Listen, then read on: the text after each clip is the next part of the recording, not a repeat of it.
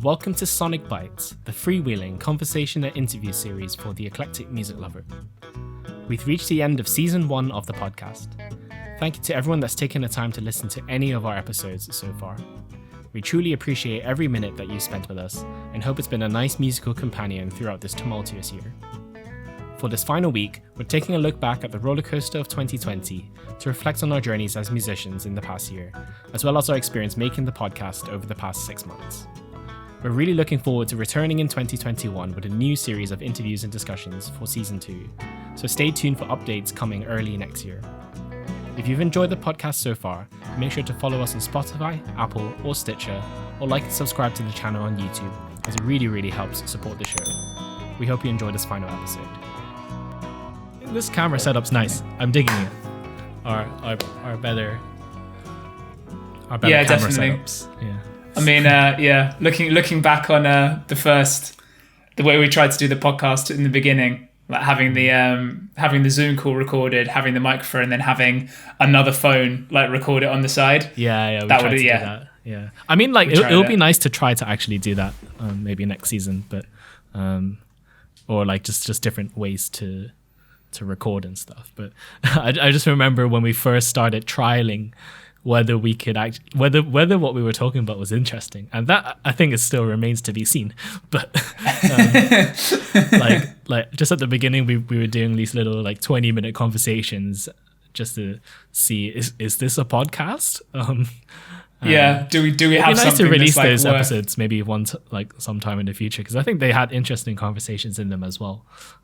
Yeah, definitely. I think it'll also just be cool, like as a way of looking back on sort of how far we've come, like even in 23 episodes, sort of like just to like maybe after we get to maybe 50 or however many episodes, we can look back and then sort of like look at the first one and just it would just be fun to sort of compare and contrast. I mean, we were talking about reaction videos earlier and sort of whether they're sort of good or bad, etc. But like, it'd be funny to do a reaction video like to one of our own like 20-minute podcasts and just sort of talking about what we were thinking at the time, or what were we thinking at the time, maybe end of next year we'll do something like how Billie Eilish has that series on, I think it's Variety or Vanity Fair, one of those channels where she does the same interview but every year, and she's done it for the past 4 years, and she also looks back at her previous answers as well, and it's like obviously Billie Eilish is a much more interesting person than either of us could be, but at the same time it's like, I think that type of video is interesting, even if you're just a normal bloke, it's your human experience is still part of the human experience, so it is worth something, I guess. Definitely. I think it is good. It's good to, I mean, more so now, I guess, to have the technology to be able to look back on things that you've done before. Just to sort of, I think it's a good way of looking back and sort of seeing how far you've come. Like if you and sort of, because otherwise I think it's easy to sort of to lose perspective of how much time's passed, and with things like especially with music, practicing and progress and things that you've done like that. Like if you have a reference point in the first place, it's good to be able to kind of, it can be very motivating, I think, if you can see footage of yourself playing before and sort of looking back and going, and to see how far you've come kind of thing is quite nice. It's like I guess on a personal level that works, and I guess it's also a blessing and a curse because there's so much stuff you can look into, and the amount of content that everyone's putting out that you can consume to help with that. Like this year I've just been like watching some people practice or like talk about practicing a lot. That's the type of video that I've really gotten into, and there's just like so much, and I sometimes think I'm watching someone practice, and this is beneficial to my own practice routine, but at the same time I could be practicing. So I'm like, shit, like it's just trying to find that balance. Like looking at people practicing is interesting for me, but then I should be doing what I'm looking at those people doing. It's like meta procrastination, isn't it? Yeah. It's like watching someone practice is like the highest form of like not quite practicing. It's like you're literally watching someone do the thing that you're supposed to be doing. But at the same time it can obviously be handy as well. So in terms of like I was going to say in terms of this year, sort of like practicing and sort of music wise, like how's this year kind of been for you? with everything? Like, how do you feel like you've progressed as a musician, as an artist, as a person? Like, what's your experience been? I guess so. I mean, every year is different. I mean, I sort of very much, and this year more than most, I think I very much react off the music that I'm listening to, and because I'm always absorbing new things. Like I really like to process one thing and then move on to the next idea as soon as possible, in different genres. So every year I discover new things, and then it's like a completely new ball game to try and process and understand it. But I think this year, I think I've broken through in quite a few different ways that I find it hard to put into words. But I think with especially, I've been trying to focus a bit more with my understanding of harmony. Okay. And I think that's like a big thing. Just understanding like changes and really listening out to just digging a lot of jazz and trying to figure out what they're doing. And I've got so many ideas next year of what I want to do in my own personal playing to improve. But yeah, obviously it's been a super weird year to do that, and it's almost like I'm trying to remember January to March, and it almost feels like a different year. Like like they were vaguely normal. We were aware that the virus was in China, and spreading a bit within Wuhan and then within China. But and then obviously everything started having murmurs in February, and then March happened. And it's weird because then I guess all the musicians around the world suddenly had all this like free time, and it's been interesting because I follow a lot of music personalities online myself, and they sort of post a lot about what they're doing this week and how they're coping this week and stuff like that.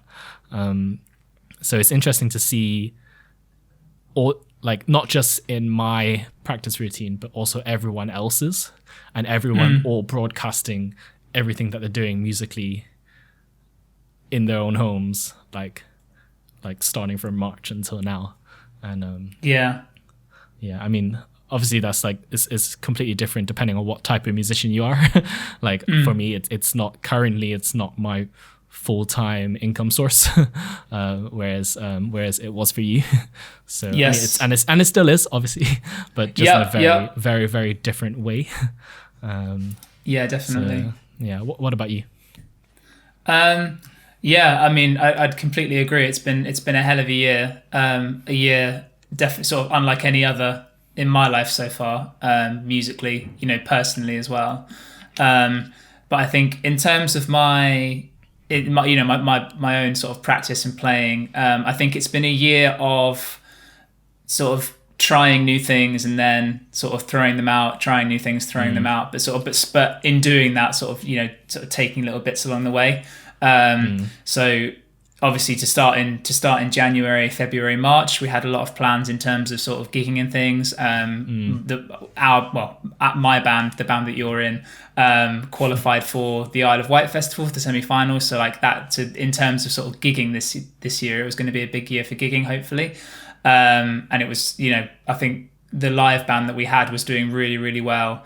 Like we've been playing together a lot, and sort of we had plans to go into the studio and record an acoustic EP. So sort of it was a year we had a lot of momentum going forwards at the start, which was really, really cool. And it was really, really exciting to sort of move forward, to sort of look forward to the summer that way. But then obviously COVID hit, and so the plans changed slightly. And then moving into sort of lockdown, my first initial thought was kind of, I think with a lot of people as well, was sort of having this kind of level of hyper productivity, sort of like sitting down and practicing for like 8 hours a day and sort of really woodshedding everything and getting my, playing chops up, which it lasted for a while. I managed about 2 weeks of sort of like heavy practicing, and I bought, I tried to teach myself to read piano sheet music, so I bought the Simply Piano app, and I spent like 2 hours a day on that for the first 2 weeks.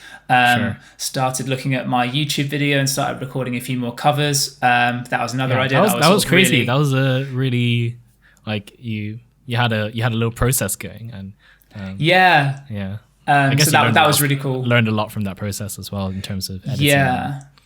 Just making content. That definitely helped the podcast and stuff as well. But it was so that was sort of I started learning piano, sort of carried that on a little bit, and then sort of like let it fall by the wayside. Same with the videos, sort of let them fall by the wayside. But like in each one, having sort of listened to, tried to learn a bit of sheet music, so I feel that sort of helped my understanding of harmony and things like that, and sort of my piano playing's gotten a bit better as well. My editing it went from like non-existent basically at the start of lockdown to now being able to sort of roughly mix and master tracks, at least to a point where I'm happy to put them on my YouTube channel kind of thing.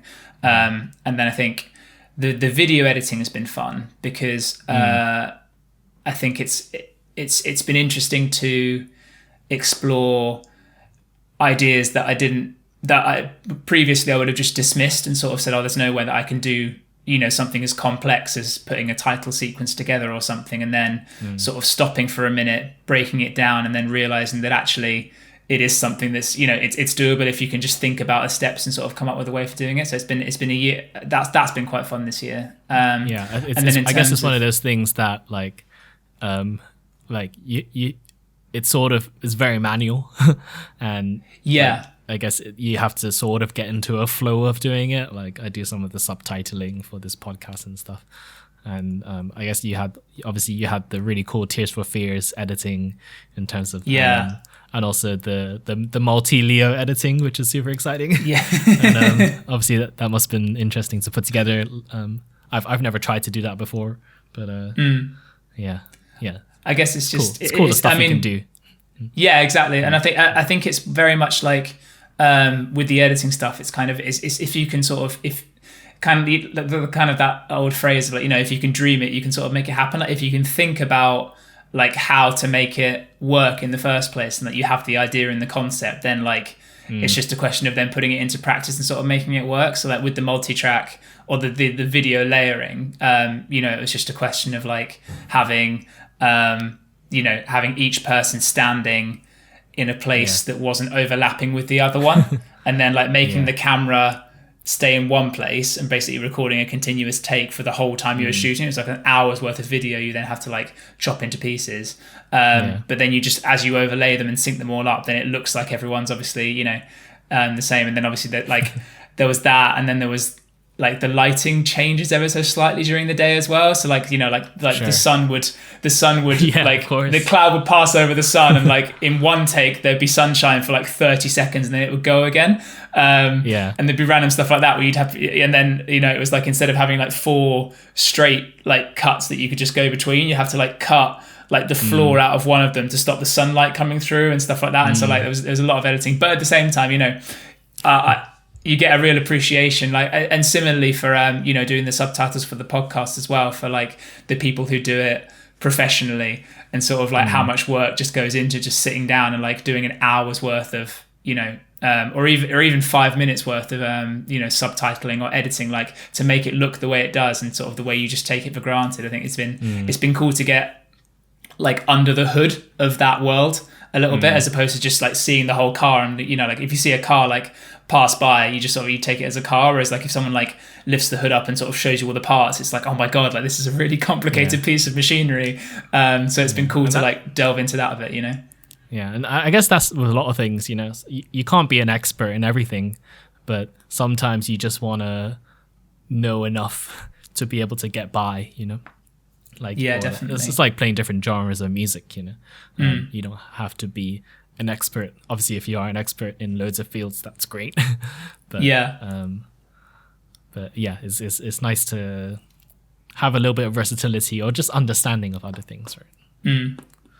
I guess so. In terms of to sort of like playing specifically, do you feel your playing style on any of the instruments you play has changed at all this year, sort of for the better or for the worse? Or do you think about playing in a different way than you did like at this time in 2019, do you think?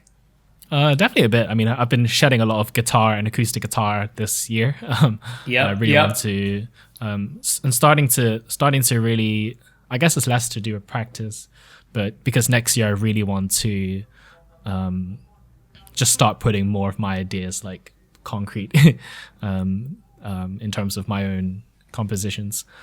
So I think I'm slowly starting to get closer to it, just from trial and error. I'm not going to show anyone for quite a while, but and like earlier this year we had a period of time where we tried to have a little songwriting club. Very exclusive 2-person club. This is before the podcast, but I guess it was one of our initial coping mechanisms. I think when COVID hit, I think a lot of people scrambled to try find these things to do, you know, whether it's like putting in those 8 hours a day now that you have the time, to making split screen videos, to like bands trying to collaborate or jam online with like insane latency. And what was I talking about? Coping mechanisms and sort of so songwriting and our songwriting. Oh, songwriting, yeah. So, and then, is it even a club if it's 2 people, or is it just it's not even a group technically? Yeah, I don't know. It was a songwriting. We'll call it a club. Yeah. Exchange, like pen pals almost. But like I think that's like obviously that's changed a bit in terms of how I approach things. I've got a new gear that's like helping me a bit to feel a bit more confident with my ideas. Sometimes you just have to sort of like spend a teeny bit just to get this, like not all the shiny things, but like 1 or 2 shiny things. Just to inspire you a bit more, you know. Like sometimes you pick up an instrument and you just play differently, and you play in a way you never thought you could play. Yes, that's very true. So I'm very much looking forward to seeing what I've learned this year in terms of harmony, in terms of my understanding of chord changes and composition, how that manifests in my 2021 output, I think. Definitely looking forward. What about you? And also I have another question in terms of what's changed this year, but also like what's like kicked your butt this year, you know, in terms of like what's been, and I think it's also interesting for everyone to reflect on. It's just like obviously we're talking musically speaking, not like financially or personally. But personally, what's kicked my butt this year? But yeah, I think it's quite interesting to see what was the biggest challenge of 2020 in terms of music. Obviously, there's like obviously I really miss playing in a band room and things like that and jamming. It's weird because this year I've really gotten into more like not that I wasn't into instrumental music before, but improvisation and jam band stuff. I listened to a lot more like Grateful Dead and Fish and Soul Live, Lettuce and all that type of stuff. And now that I'm getting into all this jam, maybe it's because we're in lockdown, but like as a result I'm getting into more jam bands. But I just really want to jam and like do that type of music. So not having those people to jam off has kicked my butt a bit in terms of like all I can jam to is Logic loops and drum stems. And YouTube backing tracks. But also curious to see what's changed for you this year. So what's changed and what's kicked my butt this year? I think in terms of change, from a playing perspective, I've just done a lot more playing. I think it's been nice to play like for the sake of playing, which isn't normally something that I have the luxury of doing. I always feel like I'm, in terms of learning songs, I'm quite a reactive song learner normally, because it's normally for something. It's for a gig, it's for a care home, it's for a wedding, it's for a party, it's for, a rehearsal. And so like, it's been nice to learn the stuff that I normally sort of tell myself, oh no, I can't justify learning, if that makes sense. So like, there's a lot of times when like, like I was into bluegrass music before, but I've completely fallen in love with bluegrass music this year. And there's no place where I can justify learning bluegrass music, in a gigging setting, because like I don't gig with a bluegrass band, like I don't play bluegrass in any setting, but like I just really enjoy sitting down and learning the songs and playing them and stuff. So it's been nice to have a bit more time for that. So in terms of playing, I think I've enjoyed playing for the sake of playing a bit more, and like just sitting down and like practicing and playing is almost become a reward in itself now, as opposed to whereas before it felt like a bit of a chore, like just actually sitting down and enjoying the instrument again, as opposed to being like, oh, I've got to learn, like we were talking about last week with all the Christmas stuff. Like part of me is quite glad I haven't got to rush through the 30 songs of Christmas repertoire that I have to have for these 6 weeks. Learn Fairy Tale of New York again, like having forgotten it last, again. So that's been quite nice. In terms of songwriting, I think, two things have changed. I think before this, and with the sort of the writing on the last album, I was really trying to find sort of the most not complicated, but sort of like really interesting places to go musically in all the songs I was writing. So like, like as to have bits of it that were as undiatonic and sort of not in the same key as possible, or finding interesting songwriting things and sort of trying to make them as sophisticated as possible. And this year I feel now that I've completed we've finished sort of the lyric writing and the arranging process for the album, which is hopefully coming out next year, I've kind of gone away from that completely, and sort of like now it's only sort of like 1, 4, 5 chords that kind of interest me at the moment. So it's been nice moving back to that again, and just sort of like having really simple harmony and focusing more on having nice, tasteful, nice sounding things within that harmony. And so like stuff whereas before sort of sounded a bit simplistic almost, now having gone too far the other way, like it's coming back to it, has been quite nice. And then in terms of lyric writing, I think you always react to the situations you find yourself in. So like a lot of my lyrics are kind of, based on freedom and release and escape at the moment, just naturally, which obviously kind of makes sense because, there's definitely a feeling of sort of confinement and being trapped that a lot of people sort of feel at the moment.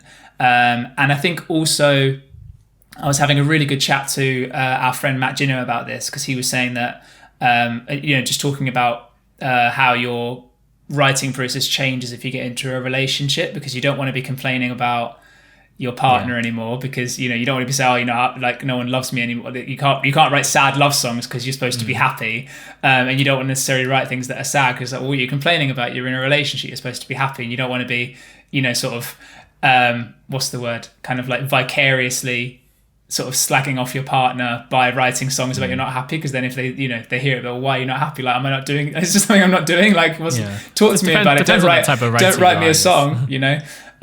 So that's been quite nice, because obviously, I mean, I've been in a relationship for nearly 9 years now, and married for all of 8 weeks. But like, it's been nice thinking about just different, like songwriting from a slightly, like older perspective, I suppose, like looking back at the songs I wrote when I was sort of in my early 20s, now in my mid 20s, sort of like just different things, not worry you, but like you just think about different stuff. Like, like right at the start of uni, you don't think about, saving up for a house. You don't think about financial things as much as you do in, like, at least me personally, like, now. And so I think it's just thinking about those things a bit more has given me it, like, just different topics of songwriting interest me now. Like this, I've tried to write songs from like, not my own perspective, sort of like fantasy perspectives and fantasy characters and things like that. Sort of, again, I suppose going in that escapism kind of idea of genre. And so that's been quite nice as well, just having a different, the songwriting perspective's changed, the playing perspective has changed. And then what's kicked my butt this year, I think it's probably been like, it's social media has kicked my butt this year, I think. Seeing how like just having a constant stream of content to put out for people, to keep people engaged in what you're doing, is something that I have found really, really hard this year, because there's times when I feel like I'm almost making content for content's sake, which isn't always a good idea. Like it's good to make content and have a regular thing to to be able to put out.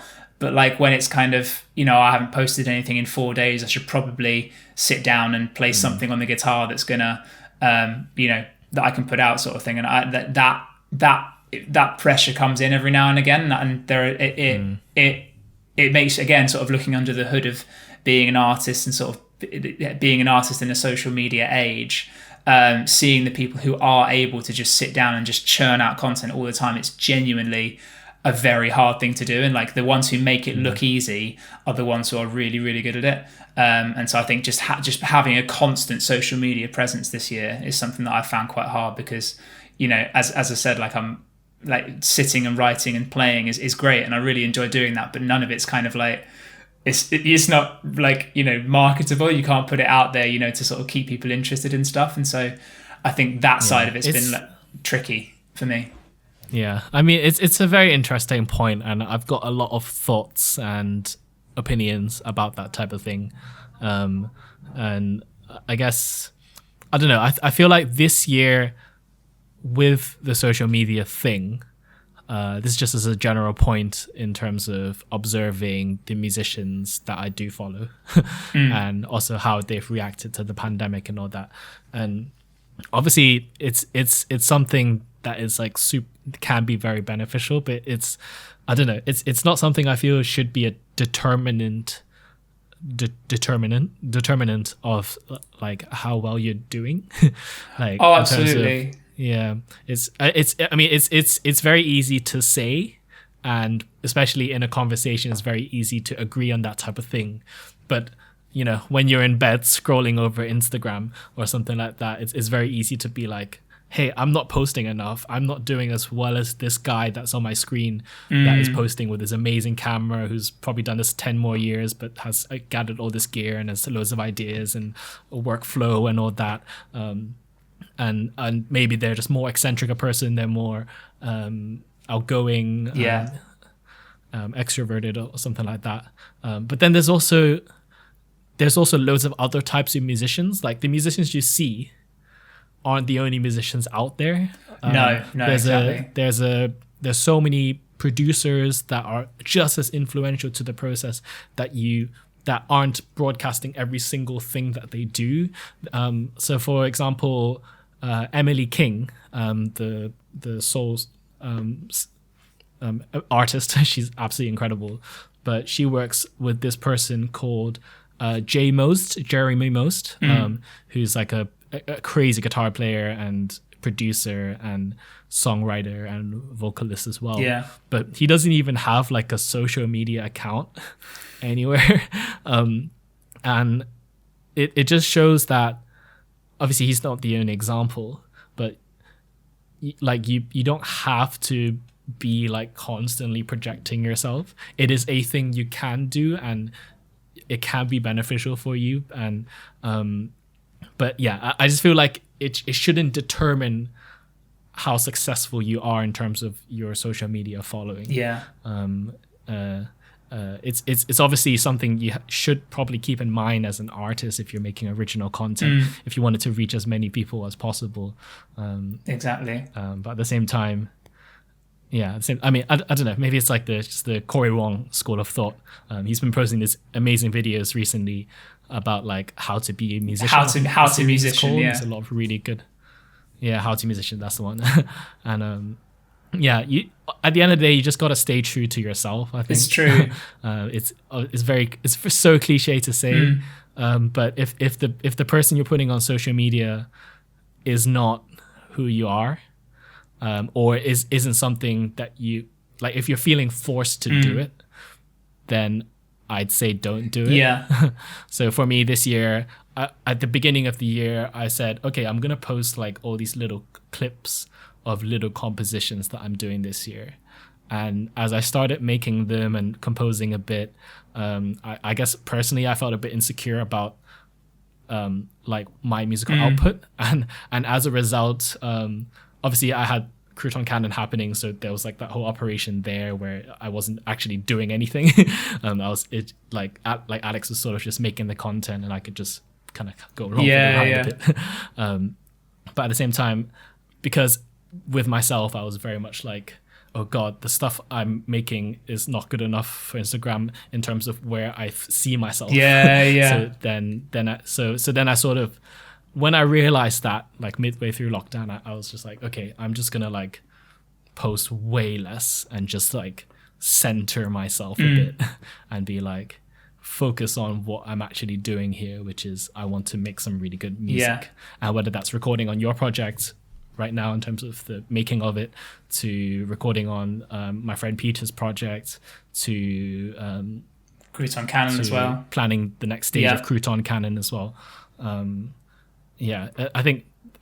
guess so to just link it back to the question, I guess that's social media as well has also kicked my butt a bit in terms of just thinking about my relationship with it, and also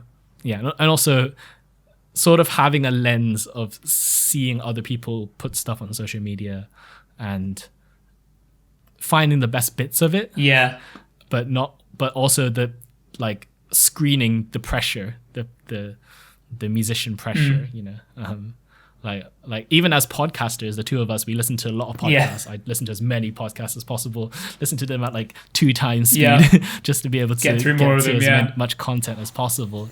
But just trying to get those ideas from the podcast, but not also feel like I have to like copy it or do the same thing. I think that's it's super interesting, and everyone has a different relationship. No, it's a really good point, and I think especially this year, I think social media has just been a lot more prevalent than in recent years, just with everything that's been going on. It's all you can do to project. It's all you can do now, and so I think it's a tricky one, because I think you're absolutely right. Like, you shouldn't post anything that's not genuine. And having said that, I feel the pressure to post things. I don't post things that aren't genuine, but like just every now and again, I feel that I should be more genuine somehow and have more like genuine content to put out. But it's a tricky one, because there's a level of establishment as well, I think, that you have to reach, or at least in my mind there is, where your own personality can shine through with things a bit more. I think it's almost like there's a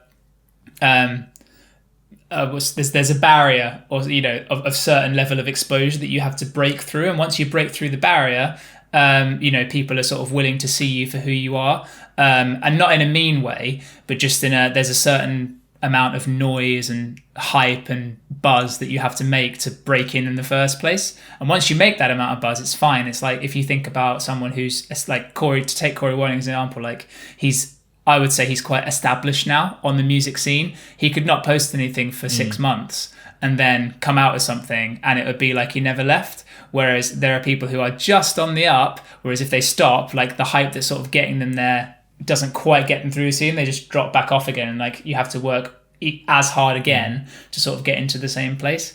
And so I think in my mind there's that level. At the same time, you shouldn't, like, obviously there's that ceiling to break through, but at the same time you shouldn't like break yourself to try. Definitely not either, but it's like it depends what you want, really. But I think like when you get to a certain, I feel like you shouldn't want no, but I think when it's something when you've reached that level of, I mean, I don't know if this is true, maybe it's not the case for the people that we see as established. Maybe they have exactly the same fears that we do when they look on social media and go, oh my god, I'm not posting enough. But like, I feel like people, when you get to that certain level, it's just that like the pressure to you can screen social media a bit more, because you can say, oh, this person's done this, etc., but it's like, but no, it's okay, I've done my bit, kind of thing. I'm here now, and like here is going to stay here, and like, you can see these people sort of fluctuating up and down, but it's kind of like you've got this level of constant, that you're sort of on, that allows you to sort of keep posting without having the pressure to sort of like have daily content. And it depends what you're doing as well, and sort of what you're aiming to do too. I mean, like for me, as an artist, I'm looking to, make original music and sort of get it out there. But like, obviously, until recently, I haven't had any original music for a long time. And so everything that I've been posting it's been stuff that I find interesting, stuff that I find, cool, sort of doing covers and things like that are all fantastic. But it's like, it's not, a lot of it's not necessarily what I'd like to be doing with my social media. Whereas like, if it's something where you're, if your channel is a cover channel, or your channel is like a baking channel, or your channel is something where you have to produce content every day because that's what your channel sort of requires, then, like it's sort of horses for courses kind of thing, if that makes sense. Yeah, it's super tricky. Yeah. I mean, we could run in circles go for hours and hours on it. For 8 hours and then at that point, it's like me watching people practice. It's just like, why don't we actually like make some music at the end of the day? I guess another big thing this year for us is that obviously we started a podcast, which we're doing right now. Yeah. So like, what's been your experience? Because we've done 20. This is going to be our 23rd episode and the end of season 1. We decided to take a little break after this one to sort of revamp for season 2 and try out some new ideas and stuff. So like, what's been your experience of Sonic Bytes in 2020, and like, how have you found it? What have you found good? What have you found what's like not bad, but like what's sort of kicked your butt, like podcast wise? Like, just what's been your experience of it? I'm keen to know. It's been, I mean, honestly, it's been really fun. I think most importantly, I think it's like it's one of, I think definitely because it came from a genuine organic place. Like, the story of this podcast is that we were literally sitting in my living room, like chatting until 3 a.m. And then decided that like, hey, why don't we just like document this a bit? Doesn't even matter if we're like we want this to reach new people, but at the same time it doesn't really matter if it doesn't. Most important is the application of the thought, and also chatting to people that we know or people that we're really digging about music, and that's what we really enjoy. So it's sort of like our little vanity project. Like I mean that in a very surface level way.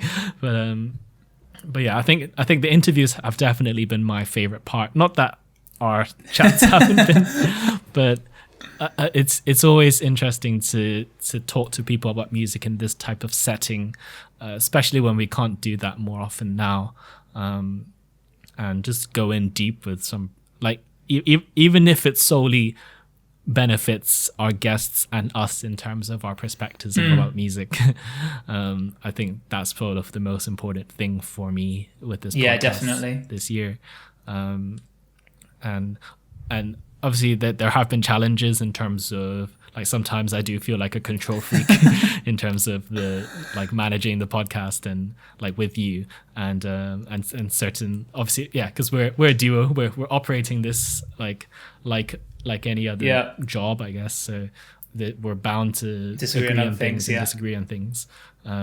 So it's but now that I feel like we have a workflow, we sort of know what work is required and when we need to do a bit more or something like that. And also all the things that can go wrong in a Zoom call that like has to do with audio issues and file uploads and bit rates and sample sizes, and super interesting, and you learn a lot. But overall, my favorite part just has been creating the workflow and then doing the interviews for us and for whoever listens, I guess. And hopefully some people can find value out of it. Yeah, definitely. And also trying to create a community, hopefully next year, of just people who like to chat like this. Exactly. It's like, you know, we all have a DMC sometimes, and these are musical DMCs. You know, maybe that's what we should have called musical podcast, you know? Sonic DMCs. I like that. Maybe we can have that as the tagline for season 2. The freewheeling conversation and interview DMC series for the musical DMC lover. I mean, what about you? I'm curious to hear your perspective as well. I mean, obviously we chat about this all the time, but at this reflective point in the year, you know, there's only a couple more days to the end of the year. At this juncture, I think my favorite part has been like the interviews have been fantastic. Like in terms of the content production, actually talking to people and just getting completely different perspectives on songwriting, on production, on life as a musician, on arranging, on composing. That's been absolutely amazing. You know, like just thinking back to like chatting to Bethany's been fantastic, and just sort of having all of her ideas on, you know, like when do you get to talk to someone who's scored a film in everyday life, versus Hannah Elkins, like, who started a record label with her mum, like that.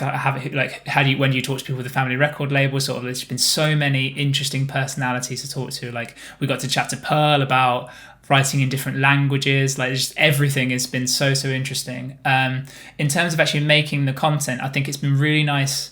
I've really enjoyed developing the workflow and the production line, and just each week making, like, it just gets a bit easier, or like we know exactly what's expected of the things that we expect of each other a bit more, and just being able to have like the title sequence ready, like the outro sequence ready, having all the different, like, subscribe and things, like all the buttons and things, just knowing exactly where they are, just putting them straight into a project and being like bam bam bam bam bam bam, and just like that's become really, really good. I think what's kicked my butt sometimes, it's the regularity of posting it, because we said we post it every Tuesday, and just there are some Monday nights when just because of the way the week's gone, like, I've been up until like 2:30 in the morning because I have to get it out on Tuesday, and so. Wait, what do you mean? No, we're really organized and we film these things in advance, right? It's a professional operation here. I mean, no. I mean, that's very true. I mean, I think at the same time, like, it is a professional operation in that, like, we have got into a point where, like, it is quite slick, and like, and staying up till 1 a.m, like, is completely my own fault because I didn't do it earlier, kind of thing. Like, but it's it's just the regularity of, like, having that, and then just like knowing you have to post it every Tuesday.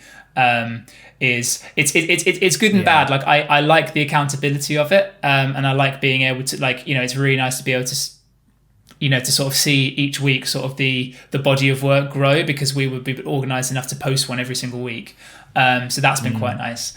But, like, just at the same time keeping to a schedule, sometimes it's great, sometimes it's not so great, but, like, because it's always there, like, there's no excuse. It's like every Tuesday you have to have something to post. So, like, it's been a challenge, but, like, it's been a good challenge. But, like, as with most challenges, like, every now and again, like, there's just that feeling of you feel the pressure more than others sometimes,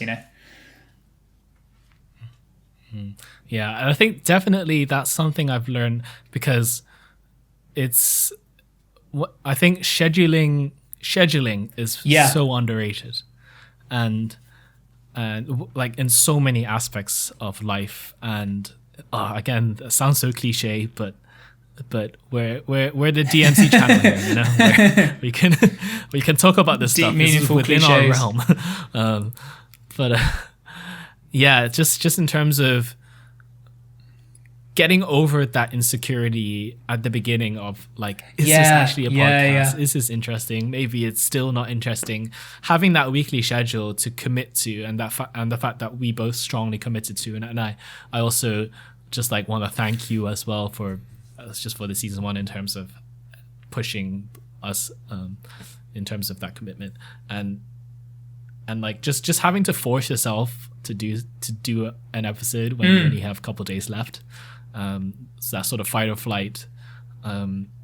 It's not that you're forcing yourself and you're making a disingenuous conversation as a result of being forced to do it. But it's sort of it raises the game a bit, and keeps you on your toes and keeps you thinking about it, rather than, like, this could easily have been something we post every 2 weeks and irregularly, occasionally. Maybe that could have been the vibe that we were going for, like spontaneous episodes and conversations. But yeah, it was just nice to just keep the wheel turning, definitely, in the head, the cogs and the gears.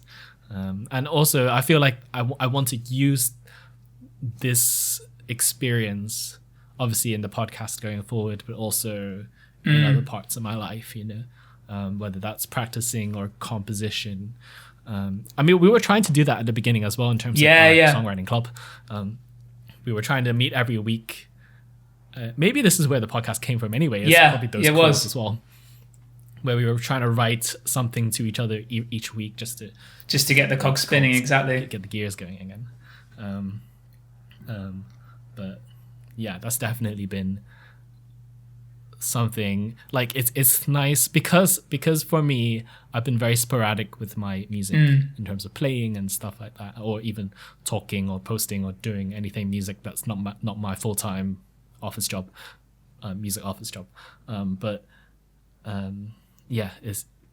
just want to apply that to definitely. I completely agree. And yeah, I want to thank you as well, like with in terms of like holding us to a standard that I think deep down we knew we could achieve, but not sort of cutting corners, and sort of like there have been a couple of nights where we both stayed up late because we knew that it was the right thing to do in terms of what we were doing at the time. So we could have left it and sort of gone, oh, it's okay, we'll do it next week, or like, oh, we could upload a less good version of whatever it was we were doing, but sort of like, you've held us accountable on multiple times, which I'm genuinely very, very grateful for. And yeah, I think having something regular to do, I think it's nice because it is definitely applicable in other areas of life. And I think, again, especially now this year, with sort of everyone's routines having been thrown completely into the gutter in a lot of respects, especially people who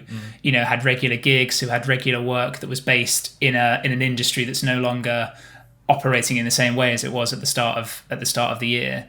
Having some sort of routine, it is genuinely very grounding. So like knowing that we've got this coming every Tuesday has been really, really nice, and sort of it's bled into my practice routine and sort of my writing routine and things. Saying that, like, I've started the last couple of weeks sort of getting up a bit earlier, and just doing an hour's worth of playing. Like, it doesn't have to be practice necessarily. It's not for a particular goal in mind. It's not sort of I'm going to get better at this. It's just playing for 2 hours every morning before I do anything else. And that's been really nice as well, because and at the start it was horrible because I didn't like getting up and doing it, and it's been difficult, but the more you do it, it's just having that level of it's quite empowering, I think, sort of telling yourself you're going to do something and then doing it.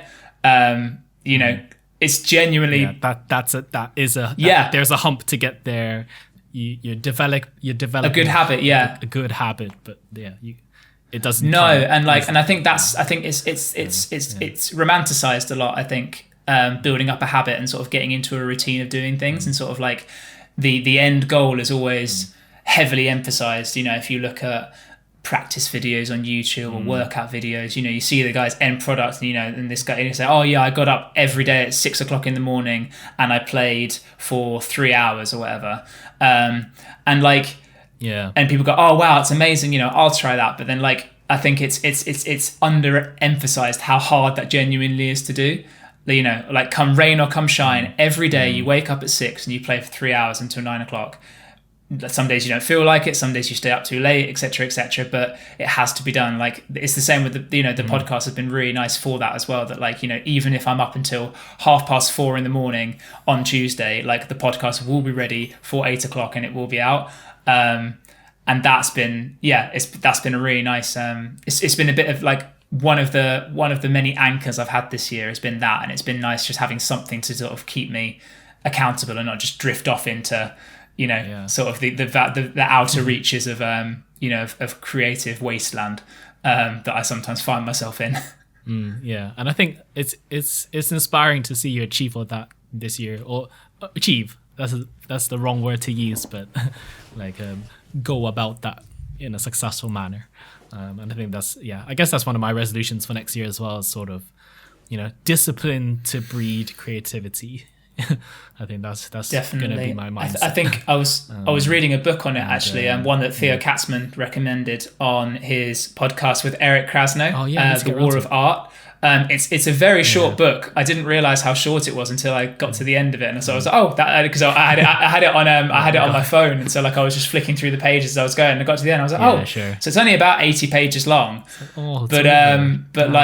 it's it basically says that it's not about being creative all the time. It's not about sort of having inspiration every single day.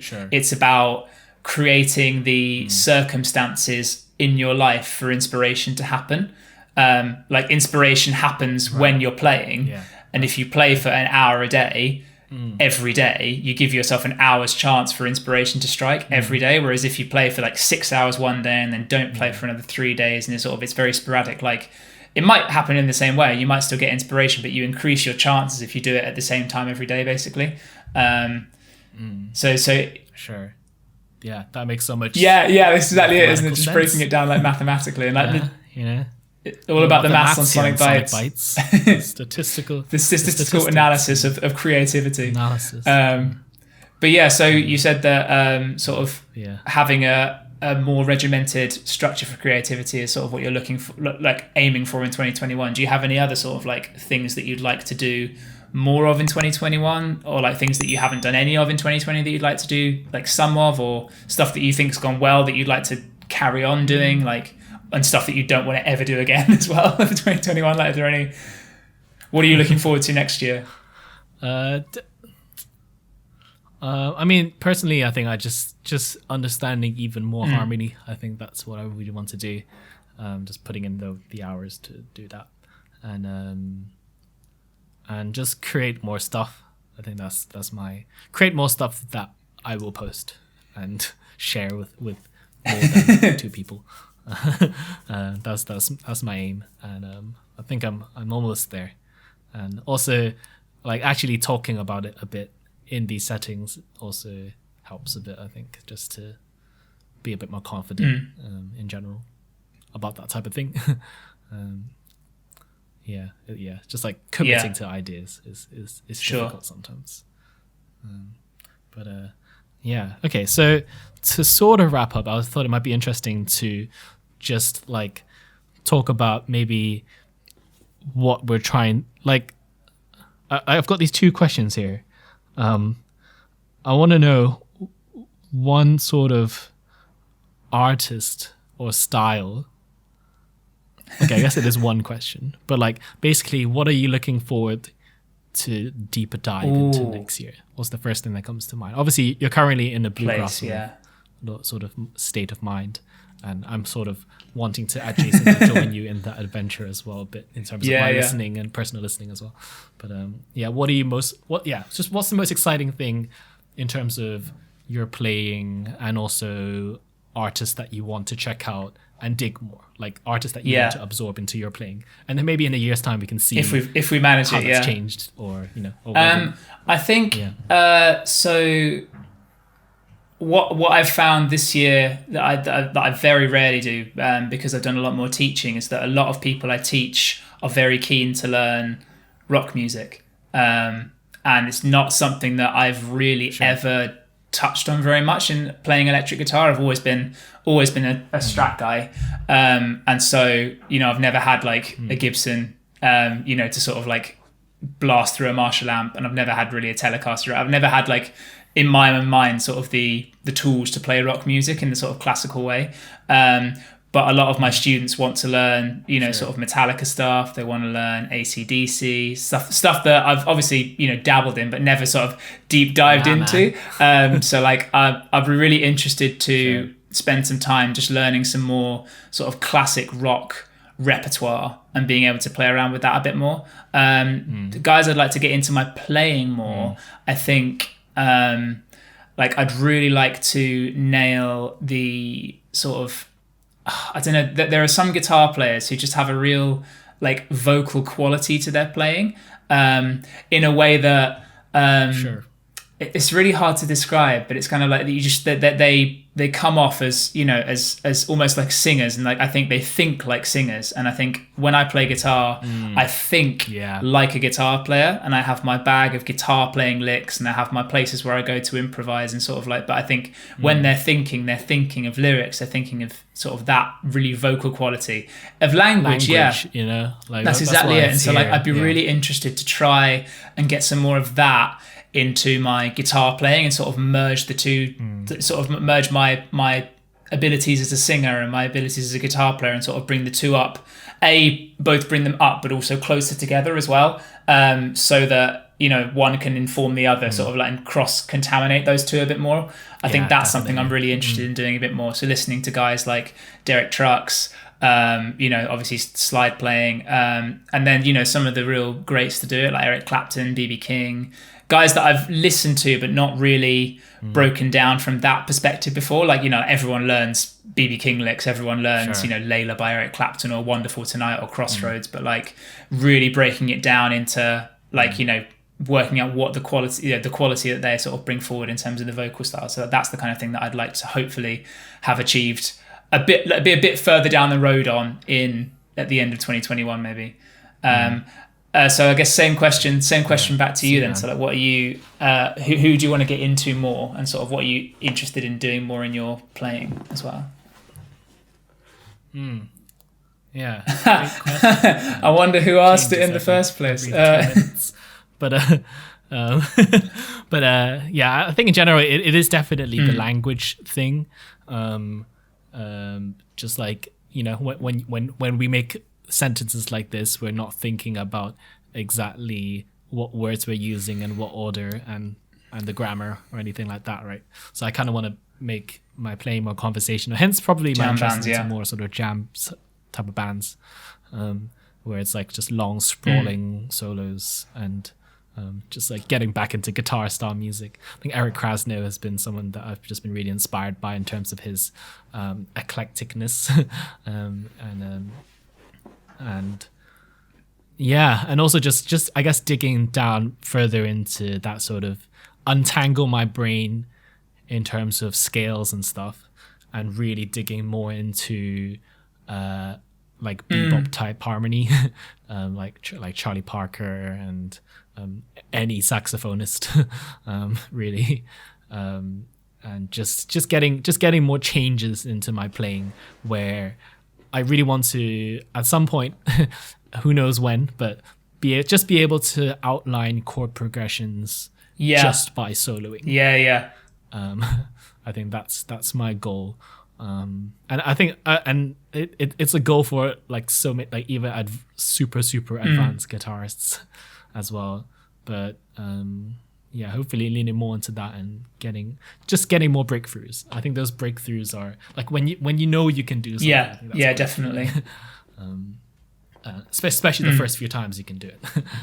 So once I can fully just do the whole 2-5-1 thing and learn a couple of jazz standards, I think I want to like really really dive into them and like be able to just like fully ingrain the harmony, the same way I've ingrained rock music into my playing, and or funk or something like, or stuff like that.